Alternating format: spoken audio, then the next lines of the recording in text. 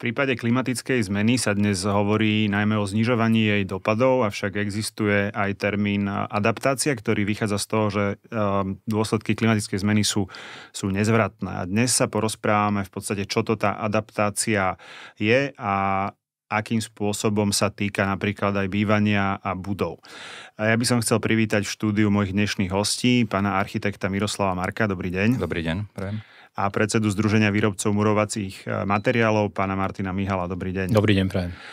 Vítajte pri ďalšej z epizód podcastu Spoza murovanej steny a ja teraz prečítam prvú otázku, lebo je trošku dlhšia na pána Marka. Pán Marko, stojíte za vznikom projektu Adaptuj.sk, Centrum adaptácie a odolnosti, ktorý realizujete v rámci občianskeho združenia Inštitút pre architektúru adaptovanú na klimatické zmeny. Ste autorom prvého pasívneho bytového domu na Slovensku. A teraz váš citát. Ako architekt sa už viac ako 20 rokov venujem navrhovaniu budov s nízkym vplyvom na životné prostredie. Myslím, že nastal čas naliať si čistého vína, určité klimatické zmeny a súvisiace hrozby sú už nezvratné a lokálne pokusy znižovať CO2 nemajú zásadný vplyv na globálne zmeny klímy. Je čas sa venovať aj adaptácii našich budov a miest na očakávané klimatické hrozby a vytvorením Centra adaptácie a odolnosti Adaptuj a ďalšími aktivitami v rámci vášho združenia ste sa rozhodli prispievať budovaniu klimatickej odolnosti našich domácností, firiem, komunít a miest. Dobre, to je také na predstavenie, že čomu sa venujete a motom vášho združenia je Mitigate globally, adapt locally, čo by sa dalo preložiť ako znižujme globálne a adaptujme lokálne. A uvádzate, že v rámci diskusie o klimatických zmenách sa rieši prioritne mitigácia, teda to znižovanie teda vplyvu klimatických zmien, ale hovoríte o potrebe diskutovať o adaptácii. Prečo? Tak, dobre, aby som uviedol najprv trochu na vysvetlenie. V zásade koncept to, že adaptujeme na teda naše budovy, ulice, mestá na klimatickú zmenu, neznamená to, že vlastne s tou mitigáciou nemáme nič robiť. Áno? To neznamená proste, že klimatická zmena je nezvratná. Klimatická zmena dúfajme, že zvratná je, akurát je zvratná rádovo v horizonte, 50, 80, 100, neviem koľko rokov. Áno, rozhodne nie je zvratná v najbližších 10 ročiach, ktoré ešte my teda zažijeme. Áno, dúfajme, že naše deti. Áno. A preto teda tá adaptácia k tej diskusii o mitigácii a tých mitigačných aktivitách a snahách musí byť jednoznačne pridaná diskusia a snahy spraviť to, že teda pripustíme, že nejaké zmeny tu sú, už sa udejú a musíme sa teda my lokálne na ne pripraviť, lebo reálne to je vlastne v tom našom mote, teda, že mitiguj globálne, adaptuj lokálne, pretože naozaj, že mitigácia na lokálnej úrovni, to znamená, že keby sme zobrali jeden malý región, ktorý proste začne znižovať svoju uhlíkovú stopu, tak v globále to nemá absolútne žiadny význam. Ale lokálne sa dajú riešiť adaptačné opatrenia. To znamená, že pripravím ten nejaký región, menší, či už je územie, až vlastne po dom, byt, pripravím na tú zmenu. Áno. Takže oni musia ísť ruka v ruke, ale ja mám pocit z toho všeobecného takého nejakého mediálneho prostredia, keby sa že čo sa teda akože v spoločnosti diskutuje, že stále sa vlastne rieši len tá adaptačná, teda tá mitigačná časť, to znižovať primárne CO2, alebo teda skleníkové plyny a znižovať svoj vplyv. Ako keby tá téma tej adaptácie mne tu stále nejak chýba v tej spoločnosti. A ďakujem za ten úvod a vysvetlenie toho pojmu. Pán Mihal, vy to tak cítite podobne? Povedzme v oblasti, ktorej sa venujete, teda oblasť budov, murovaných budov, bývania? Áno, určite. Mne táto téma adaptácie pripadá veľmi aktuálna a veľmi zaujímavá a taká upozaďovaná, lebo v mainstreame necítim, že by sa o tom veľa hovorilo.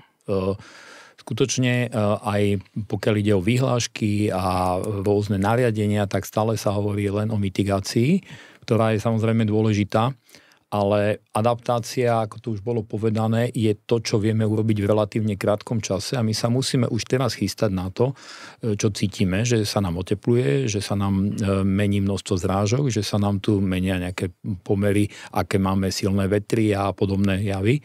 A to vieme urobiť adaptáciou. Takže áno, veľmi mne sa páči iniciatíva, ktorú pán Marko založil.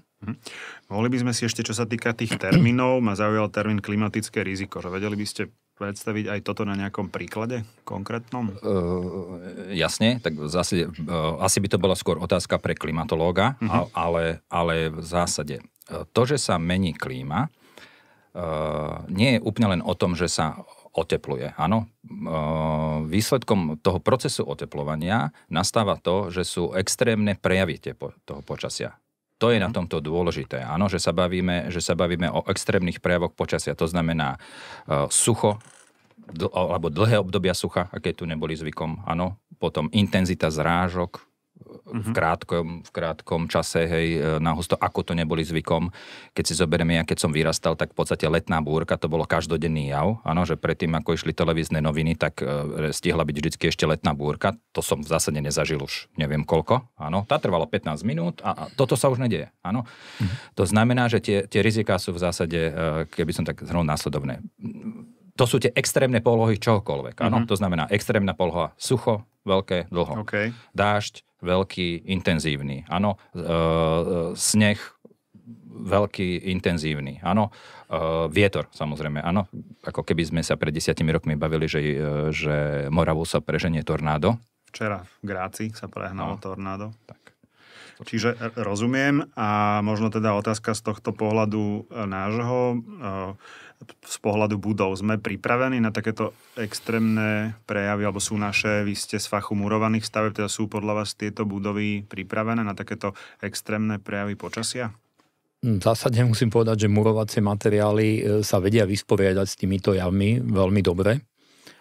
Je to už aj historicky overené. Keď zoberiem murovanú stavbu ako takú, tak nemá veľký problém s vetrom. Je dostatočne odolná, aby odolávala vetru. Má veľmi dobré vlastnosti z hľadiska akumulácie, to znamená na výkyvy počasia, veľmi rýchle zmeny tepla a tak ďalej. Zase stále vie v sebe takáto budova zachovať veľmi príjemné prostredie. Takže tu zase v našich zemepisných šírkach má zmysel stavať masívne budovy, teda murované v kombinácii povedzme so železobetónovými stropmi a podobne. Čo sa týka odolnosti voči povodniam, zase oveľa lepšie tá murovaná budova dokáže odolávať tej vode. Nehovorím, že bez akýchkoľvek problémov, ale voda opadne, obijú sa napríklad domietky, vysuší sa a tá budova je ďalej použiteľná, tak ako bola predtým. To znamená, dá sa vrátiť do pôvodného stavu relatívne jednoduchým spôsobom. Tak preto si myslím, že ten murovací materiál je nastavený aj na takéto adaptačné zmeny. A tak všeobecne možno váš pohľad na ten stav aktuálny? Takto ja by som vypichol, lebo toto je rozhodne téma na podstatne dlhšiu diskusiu, aby sme sa dostali. Tak ja by som možno vypichol ako keby jednu vlastnosť. Hej? A to je akumulačná schopnosť materiálu. Áno? Keď sa pozrieme vlastne na... tak nejak z logického princípu vychádza, že čím ten materiál má ako keby menšiu hmotnosť na nejakú jednotku objemu, áno, tak tým asi pravdepodobne sa využilo menej materiálu, menej energie, menej čohokoľvek na to, aby vznikol, áno. To znamená, že z tohto uhlu pohľadu v podstate ľahké materiály, či sú to, teda voláme to drevostavby, áno, v tomto prípade sa javia ako ideálne, áno. Lenže teraz sa bavíme o tom, že prichádzame do obdobia, v zásade, napríklad podľa docentky Strakovej v ňom sme, kedy je ďaleko náročnejšie, energeticky náročnejšie budovu vychladiť, áno, ako vykúriť, áno. To znamená, že nasledovná situácia, keď ja mám budovu s akumuláciou, hovorím z vlastnej skúsenosti, keď ja mám budovu, ktorá má akumulačnú schopnosť, tak pri dobrej kvalitnej izolácii tej budovy v zásade viem urobiť nasledovnú vec, že využívať nočné prevetrávanie na to, aby som ten chladnejší vzduch nočný z exteriéru niekoľkokrát otočil vlastne počas noci tým priestorom, pretože vlastne tá energia tej nižšej teploty, volajme to energia chladu, aj keď teda chlad je nedostatok tepla, áno, tak vlastne ona sa má vlastne kam uložiť. Má sa uložiť do tých stien a do tej hmoty, pretože hmota s veľkou omejovou hmotnosťou má veľkú akumulačnú schopnosť, áno.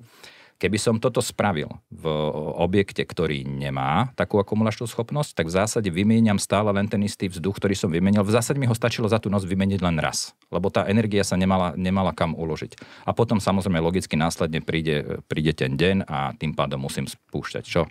Klimatizáciu. Áno.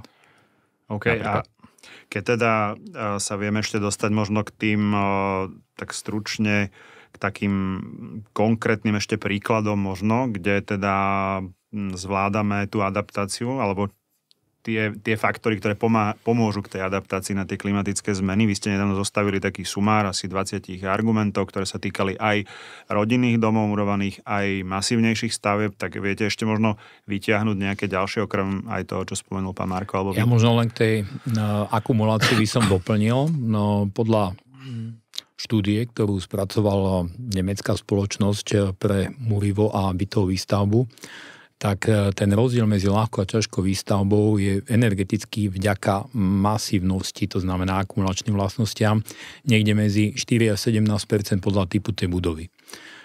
Čo má samozrejme za následok počas tej dlhej životnosti tej stavby veľmi výrazný rozdiel potom energetických nárokov tej budovy.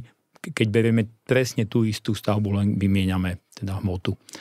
No a čo sa týka tých ďalších výhod, alebo argumentov, tak na prvé miesto my kladieme väčšinou trvanlivosť.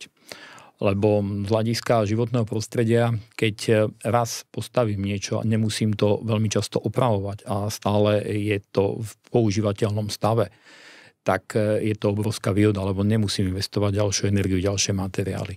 Druhá vec je ľahká adaptabilita. Práve tie murované stavby, dokonca to vidíme okolo nás najčastejšie, prestavujú alebo rekonštruujú dokonca aj laici. Nie sú také zložité tie prestavby, nie sú natoľko náročné technologicky a podobne.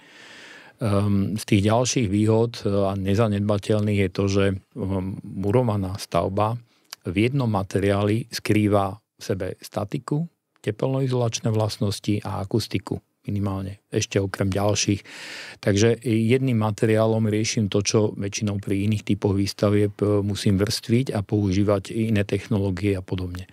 Tak možno, že toto by stačilo, lebo nemáme toľko času, aby sme prechádzali 20 výhod. Súhlasíte s tým, alebo doplnili by ste prípadne? Ja by som, mal by som určite výhrady k tomuto. Jedné veci, že ja si práve myslím, že cesta by mala byť tak, že keď má materiál nejakú kvalitu konkrétnu, kvôli ktorému je naozaj dobrý, tak tej by sme sa mali sústrediť a vlastne iným materiálom zase prisúdiť tie svoje kvality a nejako to skombinovať, ale každopádne, čo sa týka tej vlastne tej odolnosti, tam je dôležité to slovo, to odolnosť. To adaptácie je také. Tá odolnosť je to kľúčové slovo, je, že ako tá odolnosť tej budovy, napríklad keď už len zoberieme z požiarného rizika, je niekde inde. Jasné. Keď sa bavíme, že je v nejakom, nechcem povedať, že v zátopovom území, pretože ideálne by bolo v zátopovom území vôbec ako záplavovom nestavať, to by bolo akože, voláme to, že adaptačná stratégia číslo 1.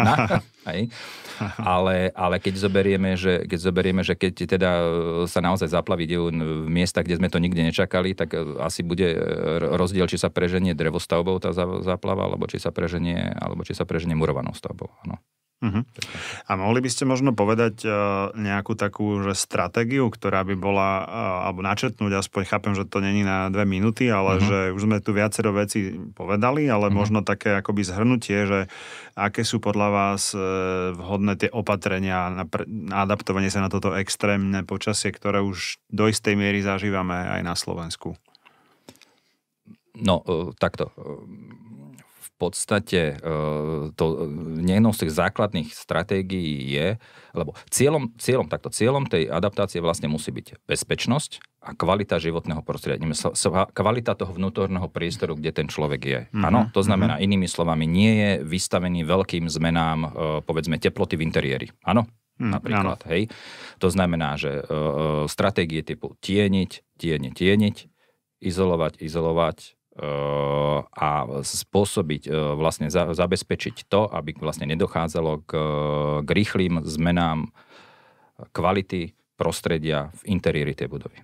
Áno. Čo je zase sme naspäť pri tej akumulácii.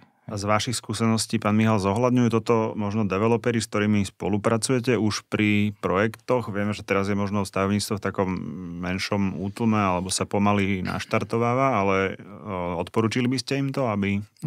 Odporúčiť by som im to určite odporúčil. Máme osvietených developerov a neviem, nedá sa to zovšeobecniť, samozrejme, ale sú aj projekty, ktoré do určitej miery sa ako preferujú takéto myšlienky, ale neviem to povedať o všetkých. A možno to, čo ste povedali, tieni, izolovať, to by si mali zobrať za srdce aj ľudia, povedzme, ktorí bývajú v starších rodinných domoch, prípadne ľudia v panelákoch, že aj pre nich platí možno sa ešte adaptovať nejako, alebo je ťažko sa adaptovať v tých podmienkach, ktoré už existujú. Tak treba v prvom rade brať, ale to, že adaptovať sa to není, že akože počítačový stav 0,1, že som adaptovaný, nie som, to je vlastne škála nejakých procesov, škála nejakých situácií, áno. Ja si osobne myslím, že čo sa týka tej existujúceho domového fondu, tak vlastne tá logika vec je za tým, že ten asi bude veľkou témou v budúcnosti, pretože pravdepodobne naozaj, keď pozrieme na demografickú krivku, jak sa nám to vyvíja, tak pravdepodobne sa budeme sústreďovať viac asi na rekonštrukcie, prestavby, nastavby, dostavby alebo úpravy vlastne existujúcich domov v budúcnosti. Stále podľa mňa ten pomer sa podľa mňa bude meniť týmto smerom. Čo sa týka tých panelových, tak tam sú dve veci. Jednak to nie úplne celkom záleží od toho jednotlivca. Musí tam dôjsť k nejakej dohode. A druhá vec je, že čo trochu podľa mňa teda nehrá do karát, je to, že naozaj že veľmi veľa už panelové výstavby už zateplených bola. Áno. Ja keď som sa rozprával s jedným riaditeľom veľkého bytového družstva, zatiaľ on povedal, že 90%. A to trošičku nehrá do karát tomu, že aby tá investícia bola zmysluplná a mala nejakú návratnosť, tak v zásade väčšina tých panelových domov asi nebola zateplená alebo nebola adaptovaná, to veľmi nebola pripravená úplne najlepším spôsobom. Ale férovo, teraz strhať dole niečo, čo tam bolo akože dané povedzme pred 10 rokmi, to nevidím úplne reálne. Hej? Ale možno na domových schôdzach teda to bude diskutované to bude veľa v blízkej dobe. Stále viac. Viac ako doteraz. Aj touto milou asociáciou teda sme sa tam trochu preniesli, ale možno tak už vážnejšie na záver nejaké teda slovo. Myslím, že tak akože na ten úvod sme to rozobrali, môžeme sa k tejto téme vrátiť. Náš podcast pokračuje a táto téma je teda pálčivá a sme radi, že vám ju môžeme priniesť. Možno teda nejaké slova na záver, pán Mihal, ako by ste uzavreli túto diskusiu? No ja tu vidím dve roviny. Práve ako sme tu viac hovorili dnes o tej adaptácii, je aj tá mitigácia, ale v obidvoch rovinách si myslím, že najdôležitejšie je počítať, nezaoberať sa jedným parametrom, vidieť to vždy celkovo a čo mi najviac vadí na celej tejto spoločenskej diskusii, že sa vyberá vždy z celej problematiky nejaké jedno zrniečko, jeden úzky okruh a povedzme pri celom tom hodnotení vždy by malo byť napríklad životný cyklus posudzovaný komplexne. Keď sa bavím o tej budove, tak od výstavby až po likvidáciu, po ukončení životnosti a toto by malo byť porovnávané a aby sme sa dostali nejakým reálnym hodnotám, lebo a samozrejme vzhľadom na tú adaptáciu aj to, aká je kvalita života tých ľudí, ktorí tam žijú v tých objektoch a tak to znamená ten celistvý pohľad. Nevypichnúť jednu vec, že teraz povie niekto, ale tento materiál má vysokú uhlíkovú stopu niekde na začiatku. A on počas celej životnosti to dávno prekoná, je dokonca lepšie ako iné. To v podstate nepriamo hovorím o murovacích materiáloch. Takže ten celistvý pohľad by sme si mali naozaj všetci vštepiť a náspäť sa k tomu vraciam počítať, lebo bez faktov a len vyjadreniami založenými na nejaké emócie alebo pocite sa nikam nedostaneme. A aj vás poprosím. Áno, moje slovo na záver by bolo asi také, že podľa mňa prioritne by sme mali trošku zmeniť uhol priority. Priority povedzme pri návrhu. Teda v zásade hovoríme teraz hlavne o architektoch, ale však týka sa to aj stavebníkov, tí tvoria veľmi dôležitú súčasť procesu navrhovania, áno. Je, že stanoviť si tie priority. Že či tou prioritou je teda akože dizajnový kus obkladačky v kúpeľni, áno, alebo či tou prioritou je, že keď spravím a investujem niečo vlastne do tejto technológie, do tohto produktu, tak urobí to ten môj dom bezpečnejší, zabezpečuje väčšiu kvalitu vnútorného prostredia, alebo teda, že či sa zase vrátime k tomu, že ja chcem mať obkladačku drahšiu, ako má sused. Áno? Čiže podľa mňa to, že v procese návrhu treba zmeniť priority, čo považujeme za dôležité a čo považujeme za nepodstatné. Ďakujem pekne za vašu účasť v dnešnej relácii a ďakujeme aj vám za pozornosť a budeme sa tešiť na budúce. Dovidenia. Ďakujem. Dovidenia. Dovidenia.